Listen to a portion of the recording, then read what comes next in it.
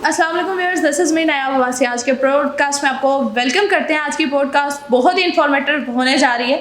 आज हम बात करेंगे एक ऐसे शख्स से जो ओवरसीज़ एजुकेशन की फील्ड में अपना एक मुकाम बना चुके हैं। KHM कंसल्टेंसी से आज हमारे साथ हारून सदराइच मौजूद हैं, जिन्होंने हज़ारों स्टूडेंट्स की रहनुमाई की और उनके एकेडमिक और करियर गोल्स अचीव करने में उनको हेल्प आउट किया।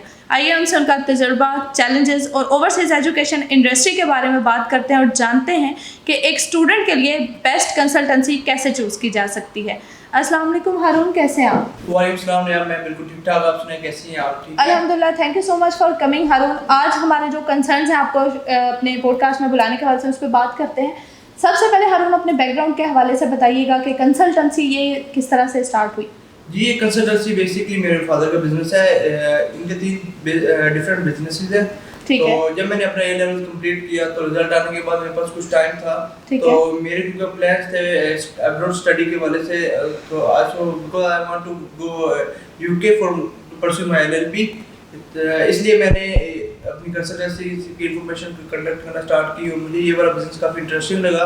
तो with the passage of time I join this business. अच्छा, ठीक है। अच्छा हारून, मुझे बताएं कि जैसे ये आपकी अपनी ज़रूरत थी, आपने बताया कि आप खुद अप्लाई कर रहे थे, तो फिर आपने अपनी ही कंसल्टेंसी की कंपनी को चूज़ किया अब्रॉड अप्लाई करने के लिए। ठीक है, it was very good thing. अच्छा हारून, नेक्स्ट क्वेश्चन है मेरा आपसे कि आपकी कंसल्टेंसी की जो कंपनी है कहाँ कौन सी जो है शहरों में ऑफिसेज हैं, कहाँ सिर्फ इस्लामाबाद में ही सर्विसेज दे रहे हैं या वाइड ओवर पाकिस्तान? नहीं, अब हमारे कंसल्टेंसी के ऑफिसेज 9 डिफरेंट सिटीज में है।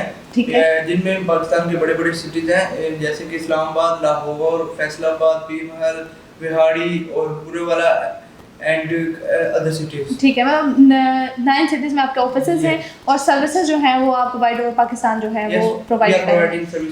कंट्रीज़ के हवाले से अगर बात की जाए तो इंटरनेशनल स्टूडेंट जो होता है वो उसके जहन में डिफरेंट कंट्रीज़ होती हैं कि यहाँ जाया जाए, यहाँ जाया जाए, तो आप कौन सी स्पेसिफिकली कंट्रीज़ को डील कर रहे हैं? जी, हम लोग सारे कंट्रीज़ को डील कर रहे हैं, बेसिकली इंग्लिश कंट्रीज़ को और जो एशियन कंट्रीज़ हैं और शेंजन कंट्रीज़ हैं, यूरोपियन कंट्रीज़ को भी हम डील कर रहे हैं। सही। अच्छा, इंग्लिश कंट्रीज़ में से आपके पास कौन से ऑप्शंस अवेलेबल हैं? जी, इंग्लिश कंट्रीज़ में काफ़ी सारे ऑप्शन अवेलेबल हैं, Canada, America and UK। But ये कनाडा एंड अमेरिका के आजकल वीज़ा चांसेस कम है, सो इसलिए हम लोग UK को मेन डील कर रहे हैं, जिसलिए काफ़ी सारी हमारे पास पोर्टल भी यूनिवर्सिटीज काफ़ी सारी अवेलेबल है। बैंक स्टेटमेंट के हवाले से हारून बताएं कि जब कोई भी स्टूडेंट प्लान करता है फॉरेन स्टडीज़ के लिए, तो सबसे पहली जो चीज़ होती है उसके लिए बताया जाता है स्टूडेंट को कि बैंक स्टेटमेंट रिक्वायर्ड है। कितनी कोई बैंक स्टेटमेंट रिक्वायर्ड होती है? क्या डिफरेंट कंट्रीज़ की बैंक स्टेटमेंट जो है वो डिफरेंट होती है, या फिर कोई अगर एक स्टूडेंट के पास बैंक स्टेटमेंट नहीं है तो फिर वो क्या करे?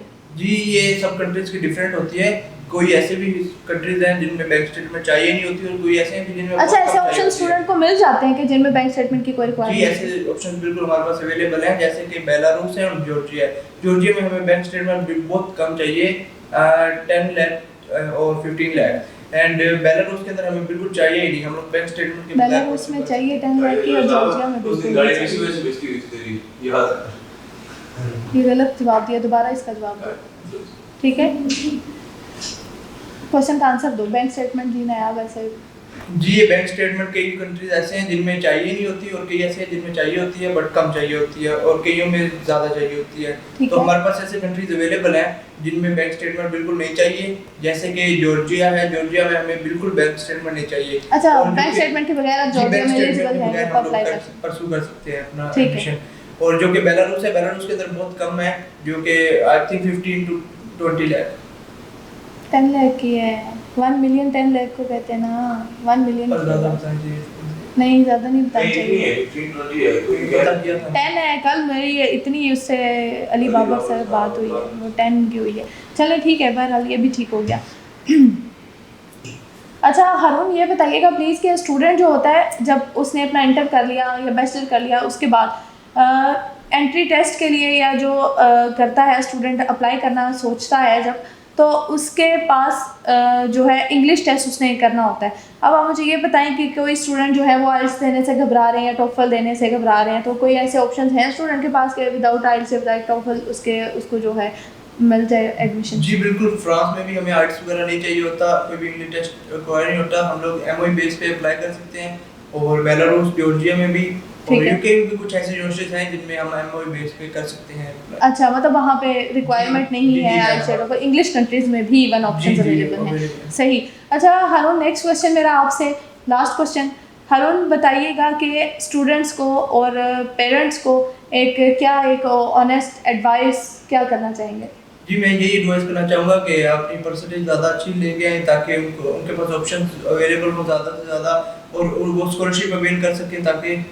और मैं ये एडवाइस करूँगा कि उनको चाहिए कि एक दफ़ा उनको आइट्स प्रिपेयर करके दे देना चाहिए, क्योंकि आइट्स करने से हमारे पास बहुत सारी ऑप्शन खुल जाती हैं और हमारे पास ज़्यादा ऑप्शन अवेलेबल होती हैं जिससे हम चूज़ कर सकते हैं, अच्छी ऑप्शंस को अवेल कर सकते हैं। सही। और पेरेंट्स के लिए क्या एडवाइस है आपकी? जी पेरेंट्स के लिए यही एडवाइस है कि बच्चों को थोड़ा फ्री हैंड दें ताकि वो अपने स्टडी अपने ओन पे जाके बाहर और अवेल कर सकें और ज़्यादा से ज़्यादा अपॉर्चुनिटीज को अवेल करें और एक्सप्लोर करें। हाँ जी, बाहर एक्सपोजर मिलता है स्टूडेंट्स को तो डेफिनेटली। ठीक है हारून, थैंक यू सो मच। आज बहुत सारी इंफॉर्मेटिव गुफ्तगू हुई आपके साथ, बहुत सारी इन्फॉर्मेशन गैदर की हमने। थैंक यू सो मच, आप हमारे प्रोग्राम का हिस्सा बने। तो व्यूअर्स, यहाँ पे हमने बात की KHM कंसल्टेंसी से के हवाले से हारून साहब से, हारून सदराइच से, और उन्होंने हमारे बहुत सारी इन्फॉर्मेशन शेयर की, बहुत सारी क्यूरीज जो थी वो स्टूडेंट्स के हवाले से वो क्लियर हुई। तो फिलहाल आज के प्रोग्राम में इतना ही। नायाब अब्बासी को इजाज़त दीजिए। Thank you so much. अल्लाह हाफ़िज़।